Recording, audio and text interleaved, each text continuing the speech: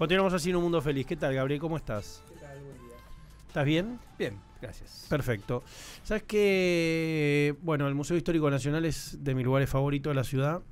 He ido varias veces. Es un lugar que me encanta ir. Me encanta sobre todo no solo la colección estable, las cosas que uno se encuentra, sino también cuando es un espacio utilizado para algún tipo de evento, cuando hay exposiciones como la que se hizo hace algún tiempo, no muy lejano, de rock nacional, de rock argentino, ahí en el subsuelo. Digo, todo eso me parece fantástico. Y me parece que poco a poco, y creo que tiene que ver con algunos visitantes o algunas cosas que van pasando o a un momento del país, es un museo que está en un, no quiero decir renacer, pero sí en un muy buen momento. Por lo menos esto es lo que percibo yo como visitante. Por ahí vos me vas a decir la verdad, me vas a decir lo que necesitas, me vas a decir cómo notás la afluencia de público y demás. Bueno, gracias primero. Sí, la verdad que el museo está bien, estamos contentos con eso y sí, el público, o sea, trajimos esto de poder hacer muestras temporarias sobre temas más recientes de historia. El museo, Sí. yo me dedico al siglo XIX, el museo tiene una colección espectacular del siglo XIX, pero hay otro público que por ahí va por otras cosas, entonces por eso hicimos la muestra de, primero una de rock nacional, después una de fútbol este año, de historia del fútbol argentino. Sí. Y bueno, y eso obviamente aumentó mucho la cantidad de público. Y eso es bueno para el museo. Las visitas que se hacen, porque toda esa zona, o sea, lo que es Parque Lezama, ¿no? La historia de Lezama, la historia de la mansión, la historia de qué era anteriormente, casi que todo es historia. Digo, si uno tuviera que hacer un tour del museo, empieza ya en el parque, digamos, en toda la historia de cómo se funda. Hay una foto espectacular que son gente que combatió en la guerra del Paraguay, que fueron cuidadores de museo, una cosa increíble. Me hizo acordar mucho a la película El Llanero Solitario, cuando están las exhibiciones de las reservas indígenas y está el personaje vivo dentro del propio museo, digo, como cuando se convierte en guardián de la historia, alguien que ha sido parte de la historia. Entonces me parecía espectacular eso. Lo llevaron por eso. El primer director y fundador del museo, llamado Carranza, dijo, esto es historia viva. Sí, entonces, claro, bueno, es eso, increíble. Contale un poco a la gente. Primero me interesa tu historia, cómo llegás vos al museo, digamos, cuál es tu aproximación, si en algún momento soñaste que ibas a terminar ahí. No, nunca soñé eso, o sea, después me fui enganchando, o sea, yo soy historiador, digamos, trabajo en la investigación, en la universidad, etcétera, en lo que se llama el mundo académico, pero después siempre me dediqué mucho también a lo que llamamos divulgación histórica, trabajé mucho en Canal Encuentro, etcétera, y en un momento, como me dediqué muchos años a la Revolución de Mayo, ese periodo bien de nerds de historia, estuve en el Museo del Cabildo 4 años, y bueno, y después de ahí, después de un tiempo me ofrecieron dirigir el histórico, que bueno, para quien le gusta la historia es la mejor colección que hay en el país, ¿no? Sí. O sea, hay buenos museos de historia, hay otros, el Saavedra, que es de la ciudad, el Ludaondo, que es de la provincia de Luján, pero el que tiene las cosas más impactantes es este. Pero bueno, como te decía, la idea un poco fue también llevar cosas más nuevas, ¿no? O sea, como hacer convivir distintos tipos de historia en el museo para, como decías vos, tratar de levantarlo un poco y yo siempre digo que el histórico nació junto con el Bellas Artes, son hermanos, pero uno es hermano rico, digamos, de Recoleta. Sí, el otro es el que la remó más, digamos, y porque estuvo mucho tiempo un poco frisado, ¿no? Como que tuvo un proyecto fundacional espectacular hace 130 años. Y después se fue quedando un poco como esa idea de museo que no cambia nunca, ¿no? Y fue cambiando hace unos años. Cándido López está en el Museo Nacional de Bellas Artes y también está en el Histórico Nacional. Sí. ¿Tienen algún tipo de vínculo esas colecciones o la que ha terminado el Histórico Nacional es una parte puntual y la otra, la que podemos ver entrando hacia la derecha en el Nacional de Bellas Artes, en la planta baja, es otra cosa? ¿Cómo se dividió eso? Se dividió, o sea, el histórico tiene más cuadros, Bellas Artes tiene por ahí el ciclo más famoso que es Curupaití, digamos, claro, donde lo hieren en la mano a Cándido López. Y cuando pierde la mano. Y hay 4 que están en San Nicolás, de donde él salió. Y eso se dividió porque el Estado lo compró y los dividieron algunos pensando más en una cuestión histórica, que son los que están en el histórico. Y estética, más claro, como igualmente se pueden apreciar ambas cosas en ambos museos. Era una mirada de otra época. Sí, digamos, claro. Me imagino que a lo mejor tiene que ver con la guía. Digamos, si yo voy y hago el tour en el histórico, me van a contar un poco el contexto, estos pormenores que vos justamente me mencionás y los detalles. históricos que hay gracias a las pinturas de Cándido, y si voy al Bellas Artes me van a hablar de encuadre, de algún tipo de cuestión un poco más asociada al puntillismo, digo, las técnicas que utilizaría, cuánto demoraba, cómo trabajaba los colores, ¿no? Y luces. Tal cual. Es esa ¿Cuáles son las estrellas del museo? ¿Qué te parece que es lo que más convocatoria o que de algún modo entran a buscar? Por ahí personas que van puntualmente a ver una cosa y siempre, ¿no? Lo lindo de ir a un museo, terminar por default ahí mismo disfrutando de otras cosas. Mira, la estrella desde 2015 que volvió al museo es el sable de San Martín, ¿no? Claro, con sable, todo el acto eso de Cristina y todo eso, digamos, exacto. cuando... O sea, el sable estuvo hasta el año 65, después lo robaron 2 veces. ¿De dónde lo robaron? Del mismo museo con intención política, porque en realidad se lo querían dar a Perón, que estaba exiliado en Madrid. El ejército lo recuperó y se lo dio al regimiento de granaderos, que lo tuvo desde la época de Onganía hasta el 2015. Y ahí volvió al museo con una custodia de granaderos. Y desde que llegó, digamos, es como la pieza más buscada. La última vez que fui al museo justamente vi el cambio de guardia. Me tocó el cambio de guardia de granaderos. Exacto, sí, esa es parte de uno de los atractivos. Y después hay varios objetos realmente importantes, que sé yo, la bandera de Macha, que es una de las banderas que usó Belgrano, que se conservan. Y tenés muchas cosas para la gente que le gustan detalles de la historia. Hay mucho fan de la historia del siglo XIX, ¿no? Entonces, desde la máquina infernal, que es una máquina con pistolas para matar a Rosas, que se lo mandaron de regalo, le cambiaron el regalo, que eran unos relojes, por eso la idea era que lo abriera y le disparara. Lo abrió la hija y no disparó, pero es un objeto rarísimo. Se llamó en la época ya máquina infernal. De ese tipo de objetos tenés un montón, y para todos los gustos, mucho de digamos, mundo del misterio del siglo XIX, digamos, ¿no? O sea, y después muchas marcas, que sé yo, las boleadoras que tiraron el caballo del General Paz en 1831 y terminaron la guerra civil entre unitarios y federales, están ahí. Algunas cosas de la Mazorca y también. Hay cosas de la Mazorca, está la mesa donde Lavalle firmó la muerte de Dorrego, o sea, mucho objeto así, muy cargado, ¿no? Instrumentos, objetos de comida, digamos, cosas de platería y demás, todo eso hay. Hay, digamos, la verdad que de la época, digamos, colonial y sobre todo de la primera mitad del siglo XIX tenés lo que quieras. ¿Puede existir a esta altura, digo, vos como historiador, investigador, a lo mejor y viendo lo que han sido el recorrido de estas piezas, podés deducir, intuir o saber alguien, por ejemplo, que de modo particular tenga algo que debería estar en un museo, parte de la historia argentina? Como, sí, hay un montón. Sí, pero estoy hablando de piezas seminales, no de uno que tenía un tenedor pero hay Virreinato del Río de la Plata, sino... No sé, hay objetos o imágenes, qué sé yo. La única imagen hecha en vida de Mariano Moreno está en manos privadas, por ejemplo, de una miniatura, y así algunos cuadros famosos, quizás no tan famosos a nivel popular, pero digo que son importantes, o algunas piezas quedaron en manos privadas.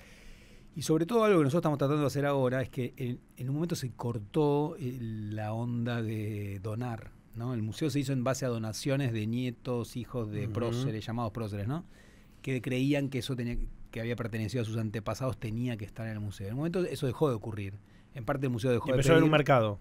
Empezó el mercado, y aparte hay cosas que en realidad podrían estar en el museo y estar en casas sin ningún valor económico importante. Es decir, el museo podría tener el bandoneón de Piazzolla o la camiseta Maradona, y no las tiene porque eso tiene un valor de mercado, digamos, y en general, pero también hay cosas que pertenecen a partidos políticos, a organizaciones sociales. Todas las cosas de Rosas. Sí. Cuando te hablo de cosas de Rosas, te hablo vestuario, te hablo cosas personales, el escritorio, todo eso. ¿Quién tiene todo eso? ¿Existe, primero, ¿existe todo eso? Hay cosas, muchas tienen, o sea, varias, tiene el Museo Histórico Nacional, porque Manuelita Rosas las donó ahí, incluyendo el sable San Martín, es una donación, San Martín se lo dejó a Rosas, y fue la hija de Rosas la que lo donó al museo. ¿De qué año estamos hablando? Y el año exacto no sé, pero es la década de 1890, que es cuando se crea el museo.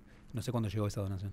Pero después tenés el Museo Saavedra, que está en Constituyentes y General Paz, que es de la ciudad. Ese tiene cosas de Rosas. Hay cosas en el Udaondo, y después puede haber cosas perdidas por ahí, digamos, porque unas cosas quedaron en Inglaterra, ¿no? Y así con cada mismo personaje. Con las cosas de San Martín. Sí, la mayor parte de las cosas de San Martín la tenemos nosotros en el histórico, sin duda, porque hay una gran donación, desde los muebles, donde está el cuarto donde él murió en Boulogne-sur-Mer, que los tenemos nosotros, hasta casi todos sus objetos personales, su biblioteca, sus libros, eso está todo en el histórico. Cama pequeña. La cama pequeña porque la gente era más pequeña. Él no era pequeño para la época, medía unos 70. En esa época hubiera sido alto, hoy sería petizo, pero pero bueno, cambió la altura. No, y otra cosa que vos me podés corroborar o desmentir es que también la posición de dormir era distinta, era un poco distinta, entonces las camas nosotros las vemos pequeña a nuestra escala, por esto que vos señalas de la gente y la contextura, pero también porque se dormía medio, no tan acostado. Medio sentado. Medio sentado. Para medio, evitar ¿no? temas estomacales y sobre todo pulmonares, ¿no? O sea, básicamente, sí, sí. Cuando uno, bueno, una de las también de las estrellas del museo es el daguerrotipo de San Martín, que es lo más parecido a una foto, ¿no? De alguna manera un antepasado, es una foto, sí, sí. Un registro donde uno puede deducir, esto también vos me podés desmentir, vos sos el especialista, que San Martín es ese y no el del retrato de San Martín. Digo, en términos de que el retrato de San Martín es una interpretación que por ahí tiene una nariz que no es igual a la de ese señor que vemos nosotros, o algún tipo de gesto que está como modificado. Digo, uno podría deducir que ese señor grande no es aquel joven que está en los colegios con la bandera. Sí. Sí, tenés razón en eso. También es cierto que esas fotos, como todas las fotos, se posan, ¿no? O sea, se elige o sea, sí que hay algo también un poco de... Está representado como lo que fue un gran hombre, ¿no? Es decir, entonces, esa imagen de señor sereno, aplomado, etcétera, sus rasgos, efectivamente, como decís vos, las fotos son súper fidedignos. Pero también las fotos, como pasa cuando en las redes, que siempre la gente está feliz, ¿no? O sea, y posando y elige la mejor foto para subir. ¿Qué tamaño tiene el daguerrotipo? Es chiquitito. Es chiquito como la réplica que está puesta, que exacto, dice que sí, por una cuestión de preservación. Exacto. El problema que tenemos con los daguerrotipos, yo acá no soy especialista, pero el equipo de conservación del museo que sí lo es que un daguerrotipo no tiene negativo, entonces se va borrando con la luz. Entonces, si vos lo expones todo el tiempo, desaparece. Entonces, como una Polaroid, para que la gente entienda, como que se van borrando. Exactamente. Entonces, como la idea del museo es mostrar, pero también conservar. No, desde ya. Van rotando. Nosotros tenemos, por suerte, el museo tiene algunas de las grandes fotos de esta gente ya envejecida, digamos, ¿no? No sé, Alberdi, el General Paz, Urquiza, todos ya grandes, Mariquita Sánchez, ¿no? Y entonces, ¿Se sabe ese daguerrotipo cuándo fue retratado? Sí. ¿Dónde? ¿Por quién? Más o menos. Sí, se sabe. El autor no, pero ¿sabes? En un estudio en París en 1848. Antes de irse, él se va, empieza la revolución del 48 ¿qué edad y San tiene Martín en esa foto? Murió en el 50, ahora no me acuerdo exactamente la que tenía, pero ya era un hombre grande, ¿no? Como 60 y largo, sí. Es muy bueno porque uno de los, en el puesto de merch del museo, que para mí está muy bien elegido, justamente esa imagen es una de las cosas que uno puede adquirir, ¿no? En diferentes escalas, unas postales, uno puede llevarse esa imagen, obviamente una reproducción desde ya, pero es muy interesante. Sí, aparte que esa imagen es súper impactante. Y el museo tiene la suerte de tener también todos los cuadros fuertes de San Martín, ¿no? El que está con la bandera, que se supone que lo pintó su hija de manera anónima, el otro que le pintó Gil de Castro, que efectivamente, como decís vos, los retratos son todos distintos, y a algunos le gustaban, otros no. Muchas de estas personas no les gustaba posar. Pero además el museo tiene un montón de cuadros hechos mucho después, a veces encargados por el propio museo, que son los que después llenaron los manuales escolares, ahora Wikipedia. Sí, claro, el que está en los colegios, digo, los cuadros que tenemos en los colegios. Ese museo es el de mucho Belgrano, eso. Digamos, tenemos un cuadro de Belgrano, que es ese Belgrano sentado, 12 millones de veces. Es la imagen, la que venía en la plancha cuando éramos chicos. Digo, o la del 22 de mayo de 1810, que es el Cabildo Abierto, que lo viste 500.000 veces, o sea, o San Martín cruzando los Andes, la batalla de Chacabuco con el caballo blanco, que quedó como el caballo blanco, que son invenciones posteriores. Alguien se documentaba, pero después hacía el héroe y contrasta mucho con las imágenes de la época, ¿viste? Hay un cuadro, y yo esto no sé, ya no sé si lo vi o lo invento, pero por eso es muy interesante poder charlar contigo. Rosas matando el dragón. Sí, eso existe. Sí, existe. ¿Qué es eso? Es como el dragón de la anarquía, ¿no? Como Rosas el que trae el orden. Claro, como Rosas arriba, con una lanza. Como si fuera San Jorge y el dragón. Exactamente. ¿Dónde está eso? Nosotros no lo tenemos en el histórico. Si no me equivoco, está en el Museo Saavedra. En este que me mencionás, que también hay tiene muchas cosas, que es el Museo Histórico de la ciudad. Nosotros somos el de la nación, digamos.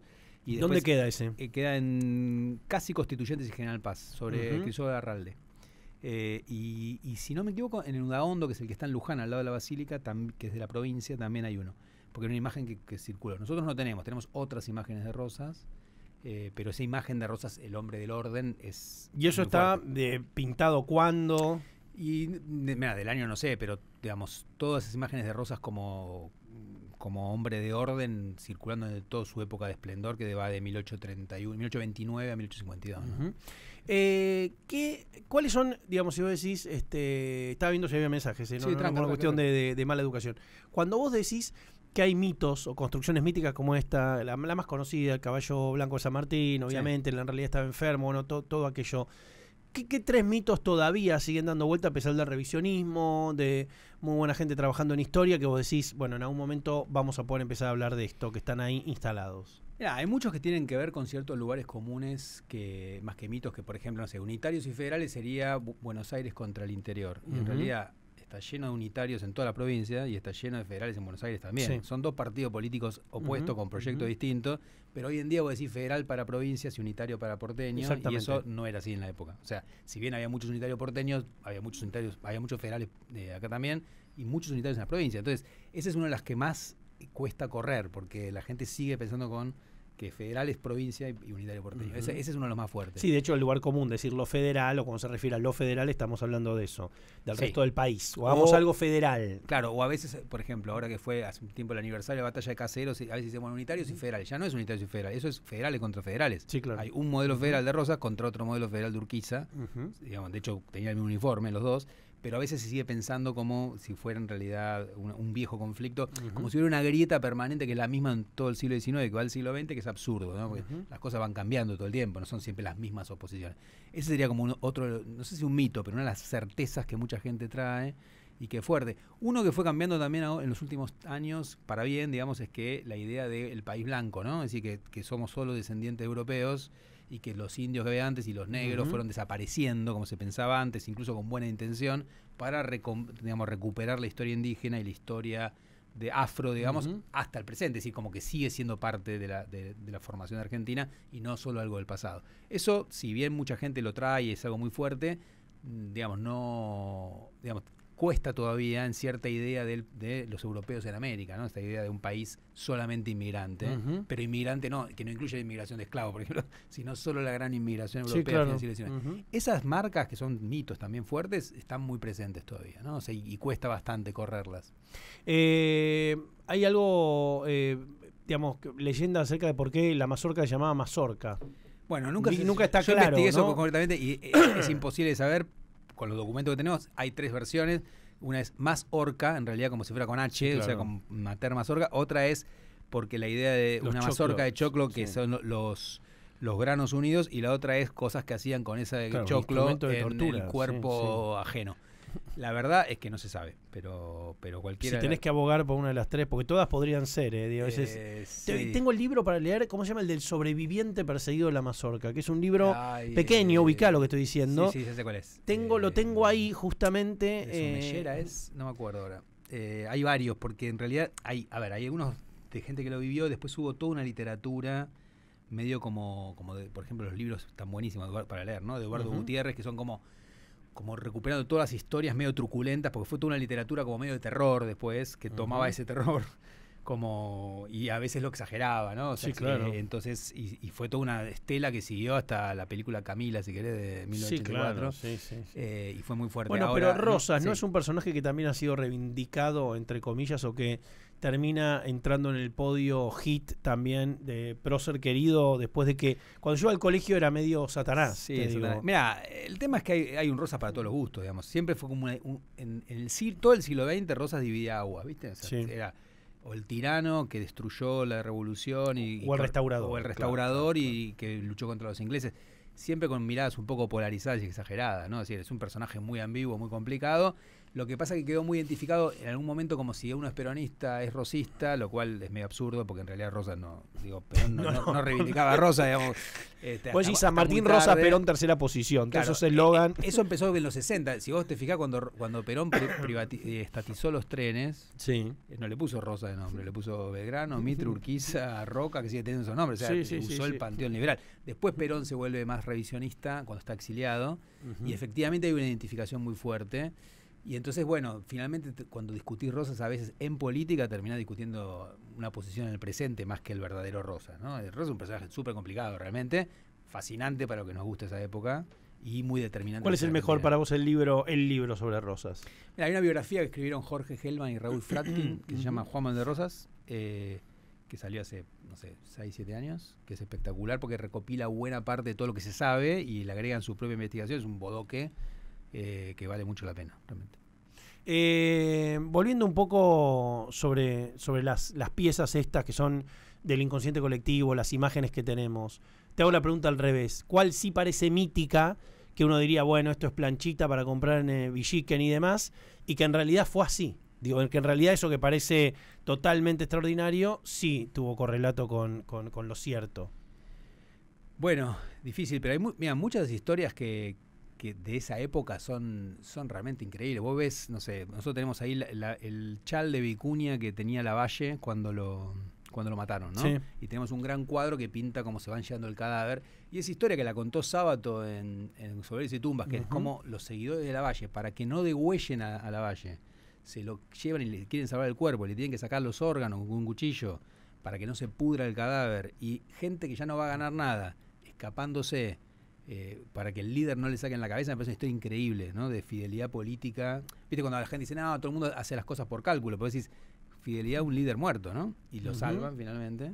Esa historia para mí, si la pensás, parece una historia muy literaria, más que una historia real, y sin embargo es una historia real. Es decir, toda la guerra civil de ese periodo, que es el momento de mayor violencia política del siglo XIX, a niveles de película gore, ¿no? O sea, de lo que hacían con los demás, tiene momentos que decís, esto no puede haber sido así, y fue, ¿no?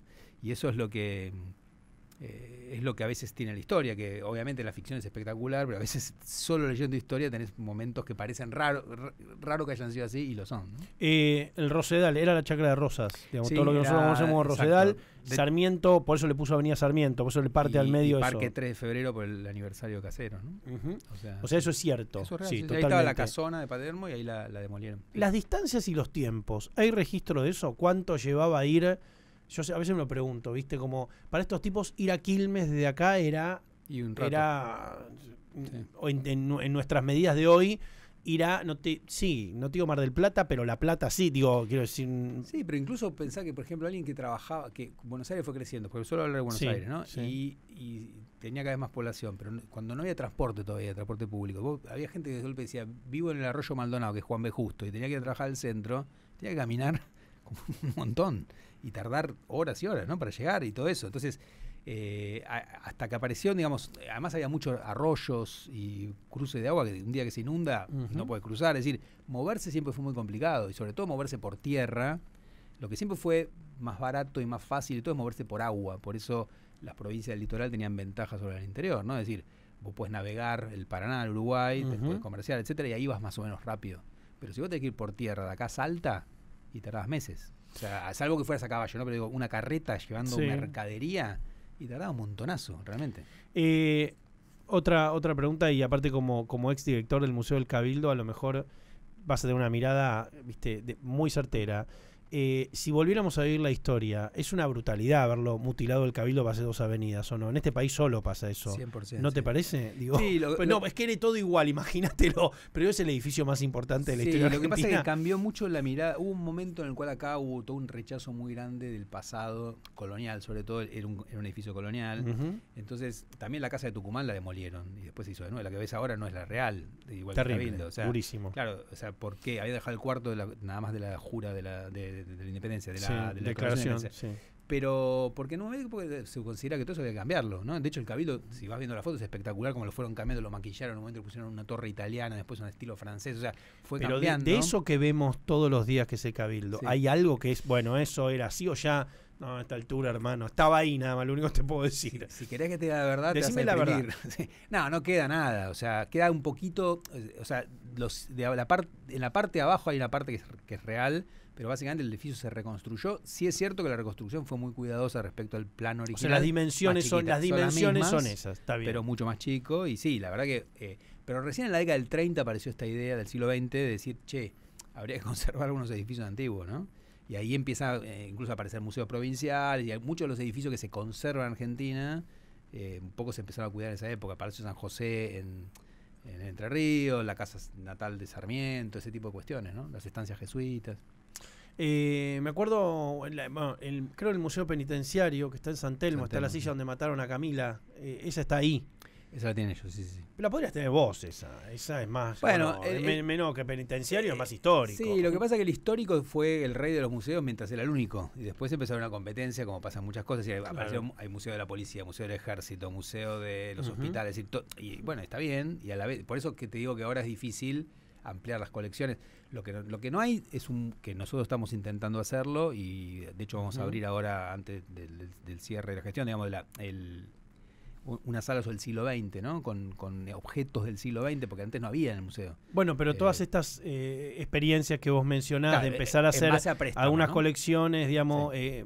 Que estén, digamos, un tiempo, yo creo que va en esa dirección. Sí, Digo, pero lo que ahora intentaste nos hacer. donaron algunos objetos fuertes, muy ¿viste? bueno. O sea, objetos, no sé, un pañuelo de Madre de Plaza de Mayo, usado por una de ellas real, no uno creado después, sino que... Sí, claro. el primer bombo peronista, cosas de Ricardo Balbín, el líder radical, cosas de los socialistas, de los Cosas de Eva comunistas. Perón. De Eva Perón, lo que pasa es que hay un museo de Eva Perón que tiene casi todo Claro. lo que hay, y hay colecciones privadas. Nosotros solo Pero tenemos viste un que retrato. cada tanto se hace unos remates. Yo me acuerdo que Sí. no tanto hubo un remate de cosas de Perón particularmente. Sí, no, de Perón ahora se recuperó un montón que estaba en una bóveda en juicio y ahora lo tiene Cultura, pero no nosotros, que somos pero muchas cosas que pertenecían a la casa presidencial, entonces que yo, manteles, corbatas, ese tipo de cosas. Sí, claro. Nosotros tenemos varias cosas de Perón, de unos pocos personajes del siglo XX que tenemos muchas cosas.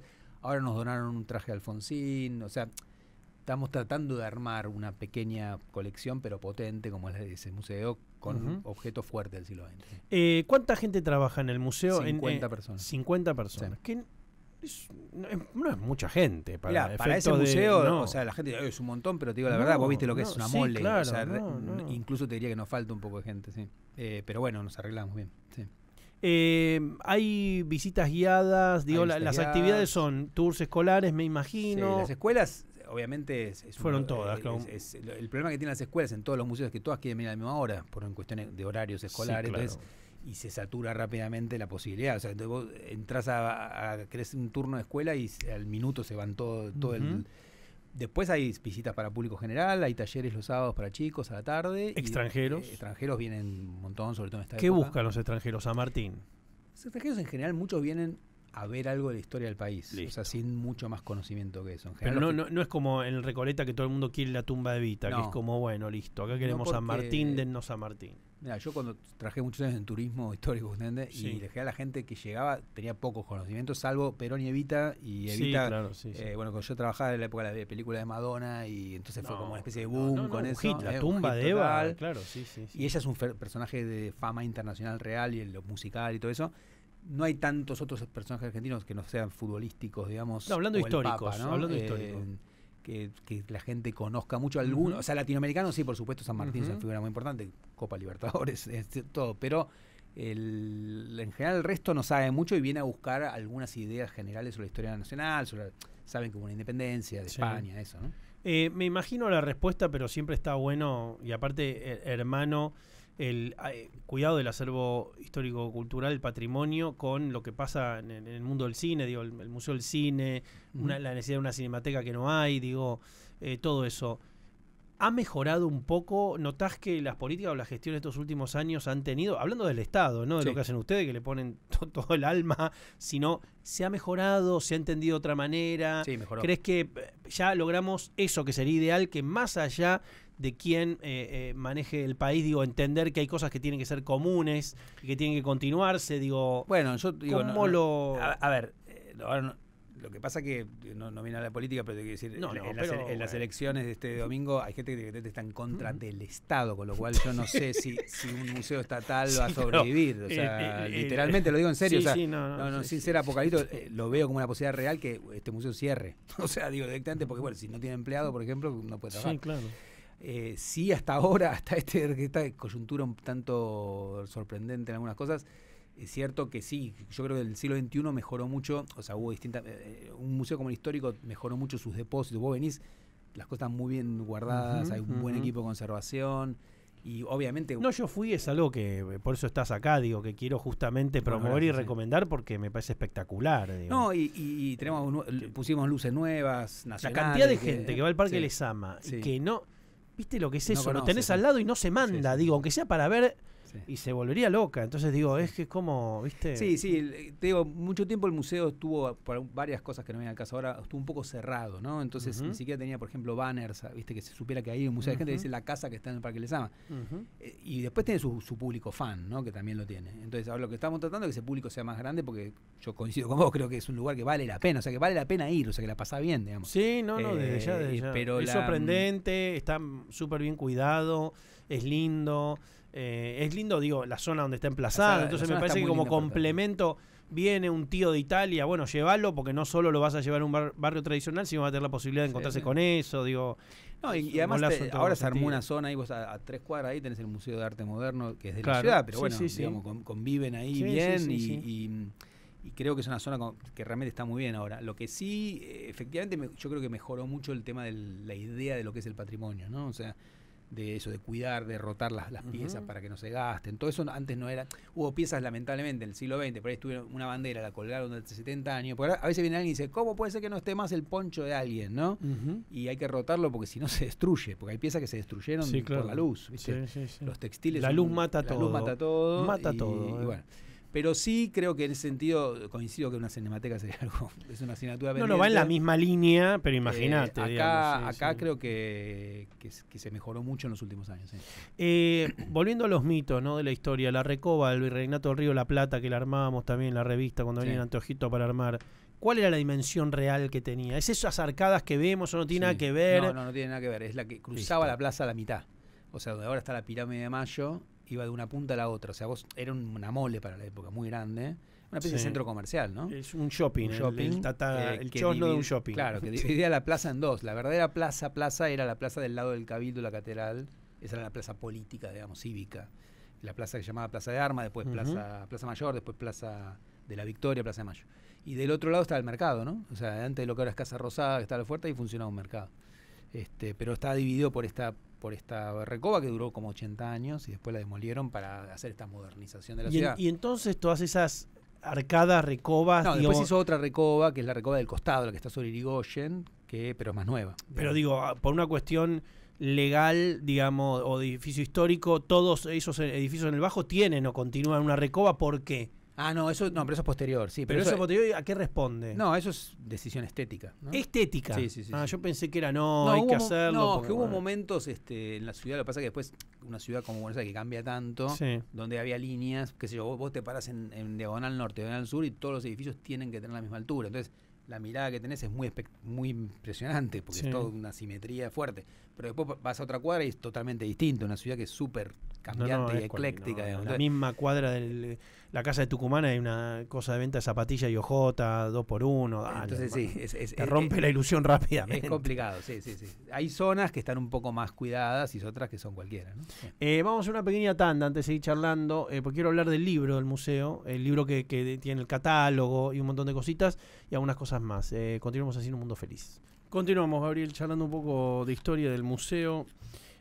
Justamente te estaba preguntando del libro sobre el museo que hay en el museo, del shop del museo, que es una especie de catálogo, tiene unas notas, digamos, ¿desde cuándo está ese libro? ¿Cómo está armado?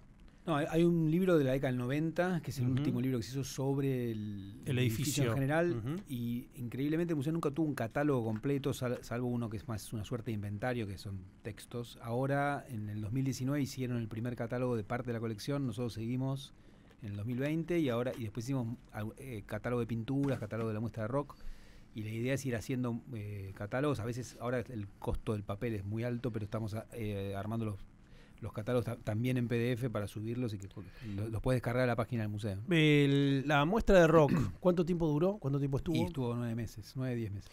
Sí. Se hizo con colecciones privadas, evidentemente. Sí. Un trabajo grande, arduo para poder tener la verdad todo que trabajó eso. mucha gente, mucha producción, mucho... ¿Cuántas piezas hubo? Fue una locura, una locura. La verdad que lo que pasa es que se nos fue de las manos para bien, digo. En un momento dijimos, bueno, no importa. Teníamos las salas, justo el museo estaba en transición de muestra, dijimos, empezamos a conseguir tantas cosas que dijimos, hagamos el under abajo, arriba el mainstream, y bueno, y fue 5 salas, después realmente enorme, ¿no? O sea, no, y aparte me imagino que había gente que tenía un material como para que si quisieras hacer de Charly García solamente una muestra, hacías solo de Charly García, o si quisieras hacer solo de Spinetta, podés hacer el piso de Spinetta, digo, no.